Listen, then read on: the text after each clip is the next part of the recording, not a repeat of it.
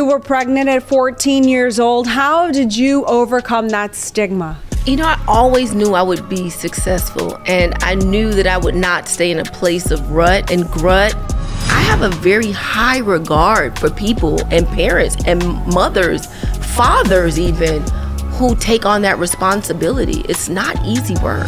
So there was no reason why I should have been pregnant at 14. I should not have been going to the clubs. I was in clubs at 14 and 15 years old. I don't have a ride home, Elena, and I'm getting in the car with a stranger, and I still do this. I fall asleep in the car. It's like I'm a baby as an adult. I thought you were going to say, I still get in the car with strangers. No. That's About to grace us, whether extraordinary, 10x skill. 10x badass. Yeah, I'm after what I want. Welcome to the Elena Cardone Show. Today I have a very good friend of mine, also business partner in real estate. Claudienne Hibbert-Smith is so incredible. I wish I had more people like you on my team. You're incredible. Our story is interesting and how we met. Claudienne doesn't know this, but from the moment I saw her, I just knew there was something very special about her. A lot of times I operate on instinct. I try not to make that a habit because I like to look at somebody's statistics. I looked at her statistics and they backed my gut instinct. And I said, I want to work with this woman. And so she had a metaphorical target on her back because I wanted her on my team as my partner. And then I went and played the chessboard game of life so I could, coincidentally make that happen to where we would run into each other. And I did, and I won. Checkmate. I got her. We both won. Oh, thank you. Oh. Yes. Okay, so Claudienne, you are here today. You've got a phenomenal story. You were pregnant at 14 years old. How did you overcome that stigma? You know, I always knew I would be successful, and I knew that I would not stay in a place of rut and glut. And I just made a decision that I wanted success. And so I did what everybody thought I wouldn't do. And the first step was I didn't miss a day of school, and I graduated. And those were the two things that set me apart from what those naysayers were saying about me. Did you do it to spite them? Did you think if I graduate school and don't miss a day of school, this will really kick them in the teeth? Did the vengeance fuel you? It did, and it still does. I like when people tell me I can't do something. I don't know why. I'm wired that way. But I knew that I was going to do something different to prove them wrong, and that was my goal. My goal was really to prove them wrong. Yeah, and you did. So now your son, Amari, when you had him at 14 years old, does he have a good relationship with his father? You know, I was a single parent. I definitely was not the parent that kept him away from his father. But when he came around. If Amari said I want to go to my dad's house, I let him go no matter what the situation was. He didn't pay child support. He was in the streets. He's a street dude. What does that mean, a street dude? He was on he was a drug dealer. Okay. It is what it is. He was a drug dealer, and he was in the streets. And I always, had in the back of my mind thought about a car being sprayed up with bullets. I thought about being in the wrong space at the wrong time. Our relationship didn't last long. We separated when I was 15. We were still in high school. We were young. But there was a time where he did clean up his life. And is that when you let Amari into his life? No. Why would you risk your son being put in an environment where his vehicle could have been shot up with your son in it? I think at that time I was young, so I was 14, 15, but I understood and knew that that was my decision to date his father. It was my decision to have sex with his father. And unfortunately, kids don't know and understand all those intricate details. What they want is their parents. They want their parents. And so when the opportunity presented itself, I'd send him over. His grandmother was there. She was a good person. And so I knew I had that to fall back on. And his dad lived with his mom at the time. So that was a good thing. And I was always excited when he was dating somebody too, because, somebody in the relationship had to have some good sense. So I kind of went with that. And I just never wanted to be the parent that kept my son away from his father. Got it. Do they have a good relationship today? Well, I tell you, his father's deceased. He was murdered. He was actually stabbed to death in his sleep. That guy and he were friends. They knew each other. Was that hard on your son? Absolutely, and it was hard for me to make that phone call. Just imagine I'm in Florida, Miami, and Amari's all the way in college playing basketball. It's basketball season.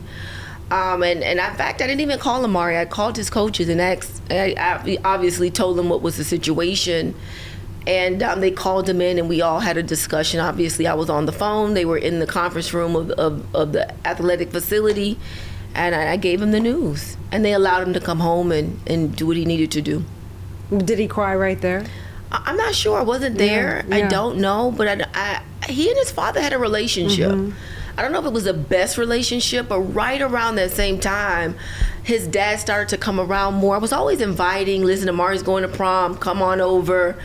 You know, I was never the parent that said, you know, you can't come over, you can't do this, and you can't do this. No, even though he wasn't financially active, and he came when he came. You know, it was here and there. It wasn't anything consistent. But I just always wanted to make sure I was not the person to be blamed for him not being around. Well, that's good, because now he's not around. Did they ever catch the killer? They did. So the guy who stabbed him to death was actually living in the same house with him and his godfather. And he was mentally challenged. Because he was doing drugs? Well... What kind of drugs were they doing? They weren't doing drugs. They were selling drugs. But at this point, they weren't. They didn't dabble in their own supply? I don't know. You know, what was the supply? I don't know. You know, I don't know. Wow. I was that distant from what they were doing. But the person who stabbed him to death had mental issues. He had mental issues, and he's serving his life in prison. Wow. And remember that this is the time where my son's father was making a change in his own life. You know, even my mother, who couldn't stand him, was like, wow, he's doing so much better. You know, and that meant a lot coming from her. That meant a lot coming from her. Wow. But what a shame, you know, huh? karma is one thing, and we've always, and I just had this conversation and was like, you know, I can't judge somebody for what's going on right now because I don't know what they've done. Mm-hmm. And I believe in karma. I believe you've got to outdo, even for myself. I've not always been this Claudienne. I've been to jail. I have done some things that I should not have done. And I just have to make sure I do enough good. Why did you go to jail? Well, a couple of things. So now my life has gone on. I'm about 16. I'm dating another street guy. And this is code for dealing drugs? Yes. Okay, got it. Okay, so you got the code. Got the code. And they called, I'm not going to give him his name, but they called him 9 lives. And he walked with a limp. And this is the new boyfriend. This is a new boyfriend. And 2 years why does he later. have a limp? I mean, am I too much details? Why does he have? He was shot up. That's what he was shot up. All right. Okay, continue. And I'm dating this guy. Now I'm driving his vehicle. In fact, I was 15 because I did not have a license yet. I was still riding with my restricts. And I'm driving his car and I'm taking myself home. And the police wanted him. And I don't know if they thought it was him in the car or me in the car. But I wasn't stopped too far away from his car. We called it Lodgemont at the time, which is, it's probably still called Lodgemont, but it was in Miami, and they threatened me. They said, if you don't give us him, we're just gonna take you.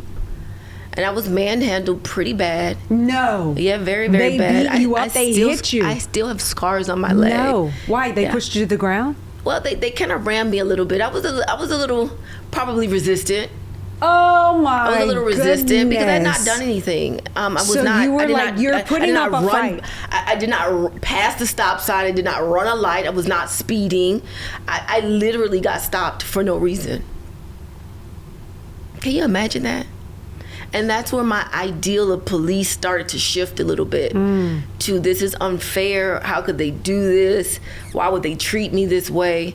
But, you know, I was with the wrong company, Elena, and that's what happens when you're in the wrong company. You become whatever that company is, whether you're that company or not. And I knew what was going on. I had many people warn me about this shit. I mean, he was a lot older than I, too. He was a lot older than Like I. how old? A lot older. Like you're 15. At least 10 to 15 years older than I. Okay, so he could have gone to jail right then and there. He could have. In today's world. Yeah, he could have. He Oh could have. my God. So basically they call that pedophilia. Yeah. And basically it is. And so what happens now? Do you turn him in? No, I don't. I go to jail. I go to jail because there's a code that we gotta live by, and it just wasn't at that moment in my life. I mean, I don't even know if I would do it today. I don't engage. You would never hang out with people that would be that much of a liability Not to you. today. Hell no. Not Look at your today. beautiful family. Not today. Oh, Absolutely not heck today. no. Okay. I'm revived. Oh, thank God. I've been saved. So you're in jail. How long are you in jail? A few hours. And he comes and gets you? No, my parents have to come and get me. Elena, he could not come and get me. Oh, because it has to be a parent when you're a minor? Exactly, and not only that, remember the police at the time, which were very crooked cops at the time, and I'm not saying that about every cop, I'm not saying that. I do know that there are officers, there are great officers out there, but this group of officers had many complaints about them. They literally said, if you don't give us him, we will just take you down.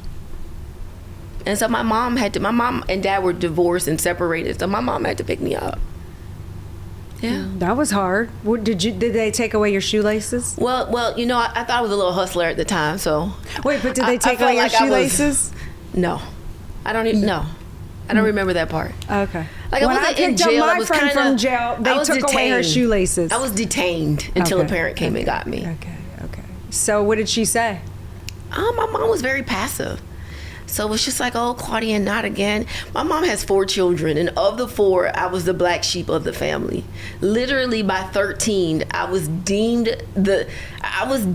so far in the hole, like, there was no saving Claudienne. How many schools did you get kicked out of? Quite a few. For what? I'd been to one elementary school, so I was good there, but I was expelled quite a bit. Like, why? I've never been expelled. Oh, What do you my get expelled goodness. for? Just not following the rules, fighting. Like, so you I fought called a the lot. principal, You the were black dog one time. He said, oh no, ma'am, you are 10 days out. Like, I was not the best child. Between But you're fighting. fist fighting. You're fist fighting? I'm fighting. You're fighting. Yeah, and I'm not losing. I would never want to get in a fight with you. Yeah, good. Yeah. Unbelievable. So those were my days that just weren't good. They weren't good memories. They just were not good. I was keeping the wrong company. What's the worst thing you ever did? What was the worst thing I've ever done? Man, I don't even know. I was that kid. I was that. Did you steal a car? No, I didn't do that. Did you spray type of paint stuff. any buildings? Well, I did throw eggs at somebody's house. Yeah. Okay, that's always fun. Yeah. I was upset, and I said, we just Was gonna it an egg their house. ex-boyfriend? No, it was a girl that just, I was bouncing around from high school to high school, so I was always a new kid on the block. I was cute.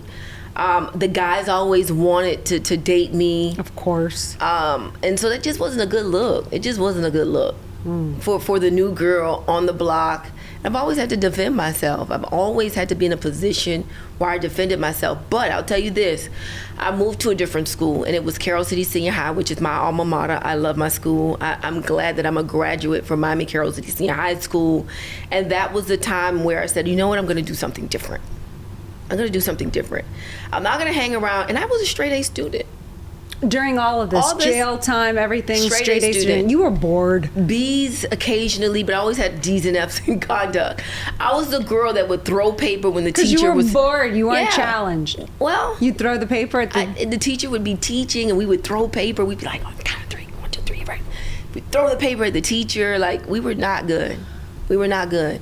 But something just said, you know what? I want to do something different. I want to do something different.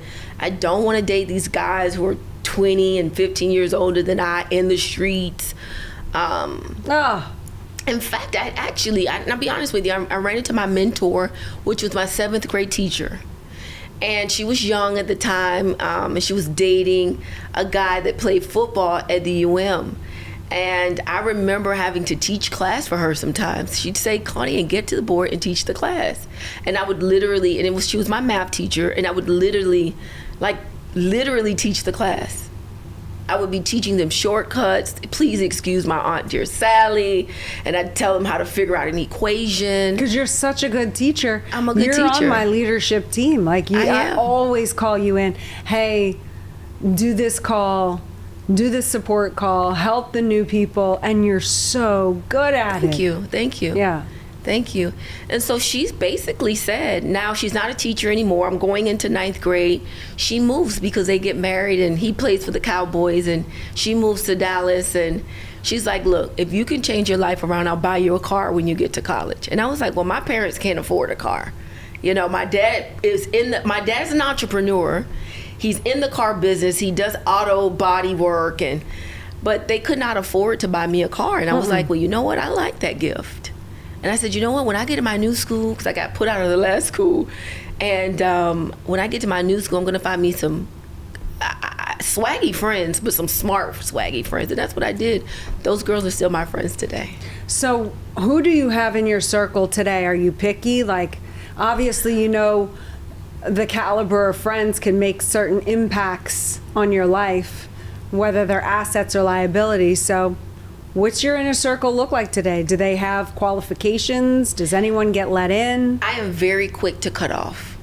I very quickly can cut a string quickly and move on. I don't owe that person any explanation.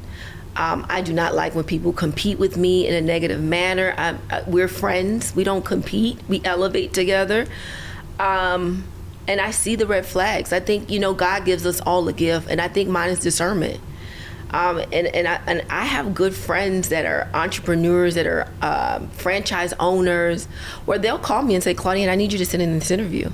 I mean, I sat in one of your interviews, you know, for one of your employees. And so, you know, my discernment is very, very good. And I'm a leader. I was just leading the people down the wrong path. So I still had leadership skills. I was just leading That's how I people was. in the wrong direction. Yeah. And when Tina actually said, hey, you need to turn your life around, she actually took me in. She asked my mom if I could come and live with her. And that maybe have been the best thing that happened to me at that juncture in my life. I was 13 years old. Wow. I was 13 years old. What are the red flags that you look for? So I've never been a smoker. I've never drank alcohol until I turned 40. I'm 44. Oh my and I don't gosh. excessively drink. There are 2 drinks that I'll drink. They're sweet. I do not use foul language. And so I try to steer myself away, even though I'm not critical of the people that do. Like, I'm not saying, oh, because you curse and you drink and you smoke, I don't want to hang around you. But if you're a consistent liar, if you are not telling the truth for no reason at all, I mean, you really shouldn't have to lie, but I know some people finagle some things sometimes, okay. Or they might bend the truth a little bit and exaggerate. But if it's a total exaggeration to the left, I'm done. I'm like, because if you do it to somebody else, you'll do it to me. Mm-hmm. You know, I don't think that a person can discern who and where they're going to do it to. You know, if you just don't have good intent, then I don't want any parts. Mm-hmm. I don't care if it's going to make me $1 million. I don't want any parts, because the same way you got there is the same way you're going to be taken down, and I don't want to be a part of that. I don't want to be a part of that. Did you receive upset, heartache when we became friends? I don't think upset. I think I did something that the average person wants to do but don't have the courage to do it. And you were inviting, you were pleasurable. Like, I had not heard any negative anything, really. I didn't. And so I was served with a clean plate, and I was able to discern for myself. And then I said, wow, these people are very successful, you know, in billionaire status, and they're actually regular people at heart. Is that hard for some people to believe? Was it hard for you to believe? So when we came into connection, I don't know if you remember this, but I was at a 10X GrowthCon conference, and we had the second row seat, so it kind of let you into certain places. Mm-hmm. And it was lunch, and I remember walking myself up to you and say, hey, I'm Claudienne Hibbert. I was not interested in joining any other real estate company. You know, I just turned about 40. I wanted to retire very early. And, you know, I have kids that are 27 years apart. So my son is almost 30 this year. He's going to be 30 this year. And then I have a 2 and a 3-year-old. And so it just made sense in my mind. I'm going to be an at-home mom. You know, I'm going to enjoy this journey. And I did it. I did it for about 3 months. And I was like, this is not for me. I love being mother to my kids, but being at home was just not for me. And we quickly made some adjustments. And, you know, you had that target on my back. And I'm like, man, Grant's team is calling me, like his right-hand man's calling me to be on a real estate show. They're looking for a top producer. I was so excited. I've been to Grove Cons before. And so now this is my window of opportunity to get my light shined on. Or get the light shined, and that was Grant has a big light, doesn't he? Yes, and it was great. He took over most of my call, but it was great. He took over the call? He took over the whole segment. Did you talk at all? I did a little bit. Oh, but, dear. you know, I Okay. gave some exercises to do on that call. And he did it. He started texting the people he knew in his phones. You know, he came up with his own script, but he did it. He participated, and that was life-changing for me. Oh, that's good. Well, it was life-changing for me because at least I got on your radar. At least I thought that I was on your radar after that. Yeah, and you guys invited me to a Zoom, and I got on that Zoom, and people were putting very low numbers. I was like, I'm on the wrong call. And you were like, no, Claudienne, you're just a 10Xer. You're just a 10Xer. And so the rest is history. We're here. We're doing some big things together, and I'm excited about that. Me too.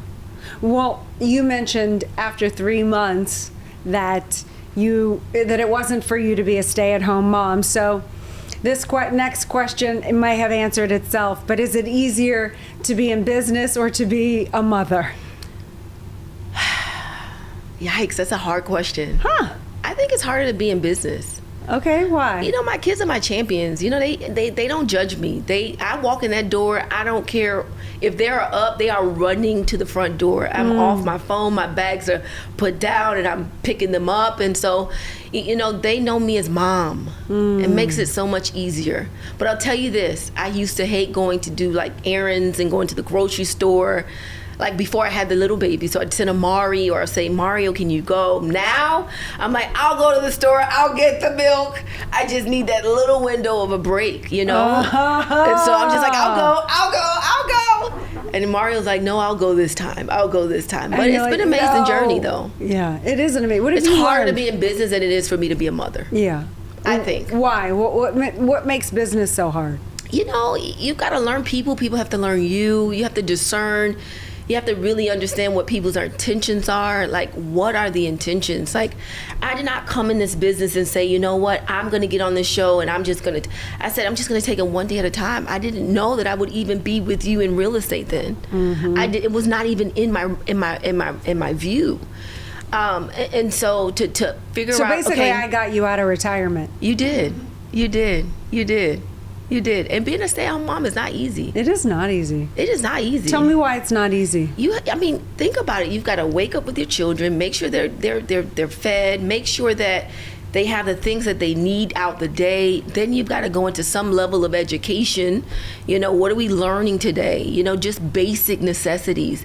You know, how do they communicate? I didn't care about the ABCs and the 1, 2, 3s. I wanted my kids to be able to tell me, Mom, I need help. You know, now today they're like, Mommy, can you help me? You know, I wanted them to make sure that they understood that I was here to support, to help them, like to be able to be mom. Like, you can count on me. Do you feel it's way different this time than when you were 14? Absolutely. I had no resources. Let me tell you, when I was on let me tell you the resources I had. I had food stamps. I had my WIC checks. I had my regular checks that came in for housing. I did not have Section 8, but I had Medicaid. I still have those Medicaid cards. I don't know where I found them, but I found them and I keep them because it's a constant reminder that you don't have to stay in a place where you were. It's a constant reminder that, you know, the cards that I was dealt doesn't have to remain the cards that were dealt. Have you played like spades and you don't have a hand of spades, but you still come out on top anyway because you've moved, you strategized with your partner a little bit. You figured out, you know, maybe you don't see their hands, but you can see how they're playing, and so you play off of them. You see that they're cutting, you know, some hearts, so you start playing all the hearts. And so I realized in that moment that I didn't have to stay where I was. So what do you say to the people that hear you say that, and they might be on the stamps or the this or the that, and they hear you and they say, you don't have to be there, and they're thinking, yes, I do, and they're angry at you for saying that? What do you say to that person? You know, make some different decisions and choices. You know, my friends did not want me to go to college. They thought it was not a good idea to leave my son home with my mom. They thought, a lot of people thought I should stay here, but I knew Miami would not get me where I needed to go. Although I didn't know what I wanted to do in college. I wanted to be a school teacher once I got there, and that quickly changed. That's a whole other story. But I knew I needed another environment. And I applied to 2 schools. I applied to FAMU and the University of Florida, and that was it. They both accepted me, but UF gave me a free ride. So I took that route. The people didn't look like me. It was a different experience. You know, it's just a different experience. I got to experience different cultures that I was not familiar with. I was able to build relationships. But people are going to hear that I'm talking about that person out there that is actively in the shoes that you were in at 14. And they're going to say, yeah, but you got straight A's. Yeah, but you had all of this and you had that. What do you say to that person if there was a flicker that something could be done about it? You know, if I take myself back to that moment. What could you have told yourself? I did. I made a decision. I just wanted something different. I did not want to live off of welfare for the rest of my life. I did not want to live in a broken space. So I would say this, and I'll just tell you what I did. I changed my environment very quickly, just like that. My friends have swag. We were all smart though. We were all, like, I got into a different group of people because I knew it would yield a different result. Does that make sense? Yeah, I'm stuck on, and I hate to say this because I feel like it's going to make me appear to be really white. But you said, all my friends have swag. What does that mean? So swag, like we were still, like, we were the best things. We wore the Jordans, if that was the thing on the block. We still got our hair done. You know, we weren't, like, maybe I shouldn't say this, but we weren't geeky. Y'all were geeky. We weren't. Oh, you weren't geeky? No, we were the it girls in school.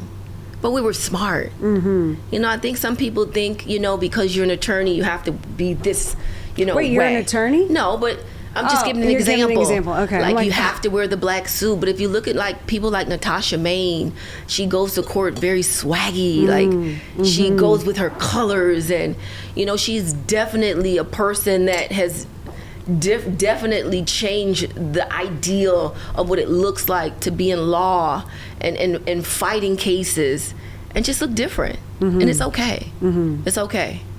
It's okay. You know, in my era when I was growing up, it's like being bad was the thing. Like, you know, being bad was the thing. Fighting was the thing. Oh, they're messing with you, we're gonna jump. Like, that was the thing to do. Like, and people didn't really bother us. We the it girls. And then I got with the it girls. So there were the it girls, and then there were the it girls. And so I just... And then tell me the second version of the it girls are the girls that are actually getting their lives together when you changed your environment? We went to class. We didn't skip school anymore. You know, we went to class. We sat in the front. And this was a different group of people? A different group of people. And what happened when you abandoned the old group of people? You know, they had their things that they had to say, but I'll be honest with you, I was a leader. And so you were like, I don't care. A lot of those people just came on the other side. A lot of those people came on the other side. A lot of them did not. A lot of them today are not. They're still doing what they were doing when they were in 9th, 10th, and 11th grade. They are. Wow. They are. They are. I knew I would be successful. I just didn't know how. I knew I would meet successful people. I just didn't know how.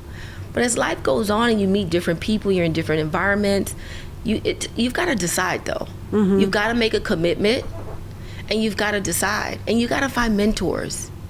It's hard to get out of an environment where everybody is negative, and that could be the home life. My home life was very negative, very. Still? My dad was very abusive to my mom, both verbally, and so for me, I thought it was great that they divorced. It was not good. It was not a good environment. But even with my mom, was still not a good environment because she was very passive. So there was no reason why I should have been pregnant at 14. I should not have been going to the clubs. I was in clubs at 14 and 15 years old. So was I. 15 years old? Oh, yeah. I'm pregnant in the club. I don't have a ride home, Elena, and I'm getting in the car with a stranger. And I still do this. I fall asleep in the car. It's like I'm a baby as an adult. I thought you were going to say, I still get in the car with strangers. No. That's But I not will the fall part. asleep. And so I get in the car with a stranger, with my girlfriends. If I was smart, I would have just gotten out of the car with them and just spent a night at my girlfriend's house. And I didn't do that. I get back in the car. I never get out. And I said, just take me home. I give him my address. I wake up and I'm in a whorehouse. What? I think you need to I'm in a whorehouse. This guy is taking me in the whorehouse where they're shooting themselves up with needles. No. They're on crack. Crack was very big at the time. They're smoking weed. And I'm begging for I'm like, look, I'm pregnant. Do not take me in. And I don't know what came across him, but he dropped me to the nearest payphone. We didn't have cell phones. Well, did he hurt the you? ballers had cell phones. Did he those hit big you? Did he block hurt phones. you? He didn't. But he took me to the payphone, and you could call 911 from the payphone. So I did that, and my mom picked me up again from the police station. I don't know what my life would have been like had I gone into that whorehouse. Well, there were so many forced there into were the people. whorehouse? No, I was still in the car. I was sitting in front of it, though. You could see. So what was he thinking? You could see the crackheads coming in and out. Oh my God! Like we called them basers at the time. Basers. Basers. They would base. They would base, and they would just be high. So what was he thinking? He was going to get money for you? How does this work? I don't understand. I don't know. I actually, I'm 15. I'm 14. I'm pregnant. Because I'm pregnant at 14, and then I also give birth when I'm 14. So all this is happening when I'm 14. So did someone run the whorehouse? Did you meet that person? You didn't get out of... I didn't get out of the car. I just begged and begged and begged. Actually, I did get out of the car. But I was begging, sitting on the side of the car, like, please don't take me in. Please don't take me in. I could see visually what was going on coming in and out of the house. Like, you could tell homeless people were in there. Like, it was bad. It was like a scene out of the movie. I don't know if you've ever seen, not Friday, Chris Rock played in the movie. Any which way. Like, I had visions of that movie in real life. Like, it was crazy. It was nuts. So you could have been sex trafficked that day. Absolutely. You could have disappeared that day, and we would never... I could have been raped. I could have had AIDS. Just think about all the things that really happened for real in real life to people. That could have been me. So did you tell your friends the next day? I did. I told them. I said, why didn't y'all let me get out of that car? I was asleep in the car at the time. So they left and you didn't even know? I was like, well, you were half sleeping. So you're like, oh, and I'm so sleep. tired. When I sleep, I sleep. Like, when I was growing up, a house down blew up in flames. Can you imagine how many police officers, fire trucks? I slept through the entire thing. So I sleep very hard. So I was in and out of sleep. I knew that they had been dropped off, but I was like, why he's going to just take me home. With you? We were in 9th grade. We were 14. We believed the guy would take us to begin. Think about it. We get in the car from the club. It was called the Pac Jam at the time. We get out of the club. We have no way home. There's no Uber and all that stuff. You don't have any money for taxis. No cell phones. No. Only the ballers had those big block phones at the time. That's hysterical. You remember that with the big long? Yes. And so we get in the car and they were safe. They just probably thought I would be safe too. So did you learn your lesson that day? Have you ever gotten in a car with a stranger since? No. And I was notorious for doing it. I was notorious for doing it. Oh, they'll just drop us where we need to go, But I didn't do that anymore after that. Whoa. No. That was a very bad experience for me. That is a very bad experience. And that's happening. And then to have to pick up the phone and call my mom. Like, what did she say? She was my mom was very passive. So she didn't fuss. It was like she was a nurturing, passive person. What did she think? She thought she was picking you up. Why? No, I remember now. I didn't have any coins for the payphone. I had to call 911, which you could do without using coins. And so when the police got to me, then they were able to call my mom and you told them what happened? Yeah, I had to tell them. The stranger guy dropped you off at the whorehouse. Yeah, I'm in the middle of nowhere. I was all the way down south, maybe like close to exit 2 or 1, like Homestead area. Very far from where I am. Takes me about 45 minutes to get there now.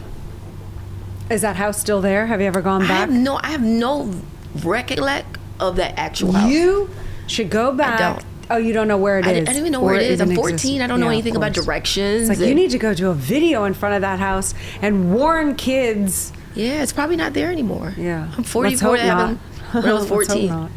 Yeah. Oh my gosh. Okay, It's terrible. so how do you manage it all? Quickly. I'm going to do rapid fire. How do you manage it all? One day at a time. One day at a time. One bite at a time. I'm in the moment of whatever moment that is. And if that moment calls for me to take away and the school is calling for my kids, then I'm in this moment. And that's just how I function. I do not believe in balance. Like, I've never been able to balance. I literally organize the chaos. I organize the chaos. I love organize it. chaos. What does 10x mean to you? 1,000-fold. Like 1,000. Wherever you are, just 1,000% more.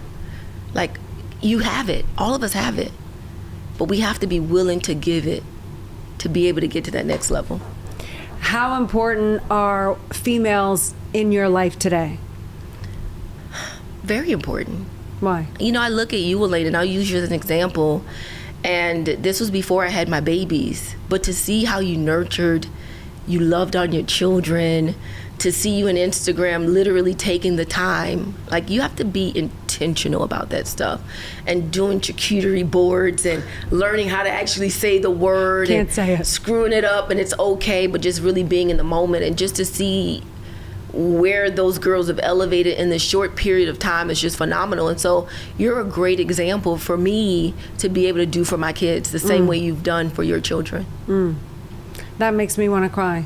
Thank you. Because that is really one of the most important jobs. Or I think On it earth. is the most important job. I think so, and I think we take too when actually, and I know this is rapid fire, but when you started to communicate how important it was, your job, the support, to bear the weight of, like, you start to really think, like, we're very powerful humans. Totally. Like, this is important. And when somebody says, "Oh, I'm just at home," I'm saying, just because that's not something that I'm not doing doesn't mean that it's not as important or more important. Like, I have a very high regard for people and parents and mothers, fathers even, who take on that responsibility. It's not easy work. It is not easy. It seems like just yesterday, I was that person. Now, how am I, the parent, trying to figure out how to handle the person that I just still feel like I am? It's so weird. Yeah. Right? No one taught me how to do this. No. Yeah. No. And Sabrina says it all the time. She says, "Oh, Mom, you're just doing the best you can." Which at first, I thought of it as a little bit of an insult. And then I was like, you know what? I feel so relieved by that. You're right. I'm just doing the best I can. And they're okay with that. And they are. And They're I think like, sometimes we think that they need so much more than what they have that we overdo it. Yeah. We overdo it. Yeah. Our kids are just fine. They are. They're going to do the best that they know how to do. We have them in the right programs and the right systems around the right people. We teach them how to find those bad targets, how to disengage quickly. What are you going to tell your daughter who's 14 if she's hanging out with the wrong crowd? Hopefully when she gets to 14, she can make those right decisions, because we've done the framework from 0 to 13. So I don't anticipate that. Smart. I don't anticipate that because we're different parents. I'm 40, I'm not 14. And even at 14, I think Amari had a great life, to be honest. You know, he was in the best of the best schools. You know, he was in the best of the best environments. Mari has traveled to more places on this earth than I have. He has been to China, he's been to Japan, he has been to so many places. We really exposed him. I mean, he's a good kid. He is a good kid. He's a good kid. Yeah, he is. I think our job as parents to help our kids make better decisions than we made growing up. I agree. So I hope I don't get to that point. I don't have an answer for you. Yeah, because you don't know yet. And but- sometimes I allow Mari to figure it out. yeah. You know, even when he was going to college, you know, I'm like, I'm not making this decision because, one, I don't want to be responsible if you don't like it. You make the decision. We've given you the framework. Trust your decision. And he did. And he did well.